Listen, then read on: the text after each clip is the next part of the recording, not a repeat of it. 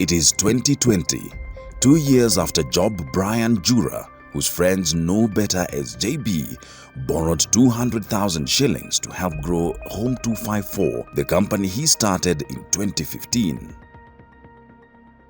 JB was reluctant to give up a portion of his business, and so he rolled up his sleeves and got into a frenzy of work that was so intense he has blocked out the details of what he did to dig himself out of the hole.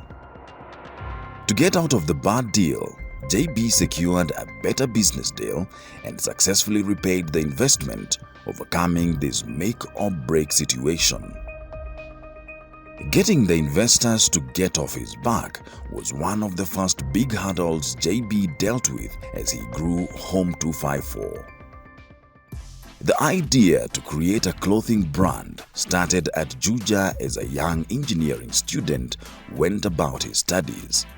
GOtv Electronics and Computer Engineering, 4th year. That's when I started. I didn't used to like how people used to wear the nguo za green, ama red, ama white. Hiyo flag ya Kenya, unashona no shati. So 2015 ndo nilianza hii hustle. The funds came from, part of it came from my rent and an M-Shwari loan of 2,400, so that's 4,800. Just to get some pieces from River Road. That time we used to get them from River Road. We were not stitching anything, just buying ready-made stuff, branded. And that's exactly how a lot of brands do it. They buy ready-made clothes, put their brand name on them, and put them on the market. JB, however, realized that walking the same path as the rest in the market would not make Home 254 any different. So I just searched where to brand clothes. There's so many places you can get the quality is not that good, but that's what we had. Then there's a person at that time used to sell hoodies and sweatpants and sweatshirts. So we bought a few of those pieces. Then again, it's at this place where we used to brand. Home 254 picked up, and JB decided to invest in a small shop in the Nairobi CBD area. At this point, his clothing was receiving attention, and through referrals, the orders started pouring in. Our first personal space was around 2018. Yeah, we had a small cubicle, like I think 5 by 5, or it was just a small space. Then we stayed there for a while. Then I found, when you're working in a space where this person produces for more people, you'll meet other businesses there. So then I used to see someone coming with ready-made hoodies. So I used to ask them, where do you get your hoodies? Then they say they make for themselves. Then I said, can you make for me? Yeah, that's how I got to do hoodies from that other person. Then their business started fumbling, Then one of their tailors, I asked him if he could work for me. And he kind of agreed. And these other people agreed to sell fabric to me.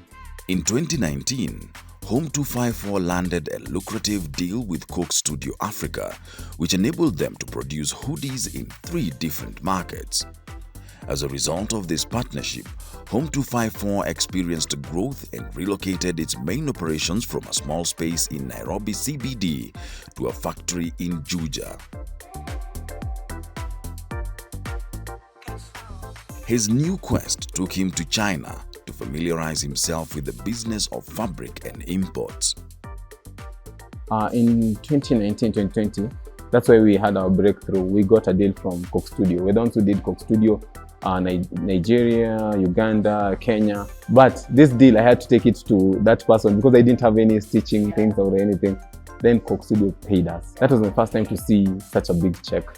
But all that money, I put it back into the business. JB's journey has been one of creativity and rediscovery, bringing together a passion for fashion and sustainability. Our brand is supposed to be a high-level brand in Kenya. We are kind of zero-waste kind of company. We are a made-to-order kind of brand, which is our main model that controls around 80% of our business. Then we have made-to-stock now. But we're not doing just made-to-stock, we're doing a controlled stock. He soldiers on, and JB's dream is to build a sustainable fashion brand and see Home 254 listed at the Nairobi Securities Exchange.